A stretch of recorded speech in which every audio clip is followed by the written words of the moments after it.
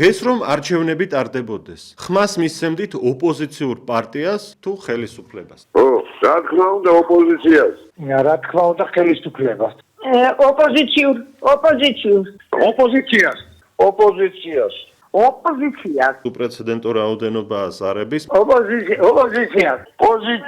პოზიციას ხელისუფლებას, ხომ? ეთერში ხართ, გისმენთ? ოპოზიციას. არ არის აუცილებელი და სავალდებულო დავასახელოთ კონკრეტული ოპოზიციური პარტია.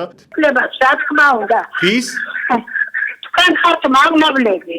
მადლობთ, დიდი მადლობა, თქვენ ხართ მავნებლები ხელისუფლებასო, ამბობს ქალბატონი. ზარია ეთერში კვლავ, გისმენთ? ოპოზიციას. რა თქმა უნდა პოზიციას.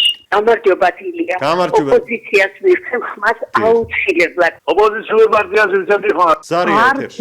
არცერთ. ოპოზიციას. ოპოზიცია. პარტიულ რეიტინგს არ ვაწარმოებთ ამ შემთხვევაში, კარგად გამიგეთ, გვაინტერესებს თქვენი მოსაზრება როგორია. დღეს რომ არჩევნები ტარდებოდეს, ოპოზიციურ პარტიას აირჩევდით თუ ხელისუფლებას? ხმას ვაძლევ მშვიდობას. ოპოზიციას.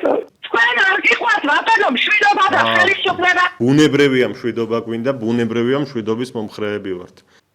ოპოზიციას. ხმას შეცემდი ოპოზიციას. ივანიშვილო, ერთი კაცი ყავს მომხრე მეტი არა, სად არიან თქვენი ხალხი დაარეკოთ.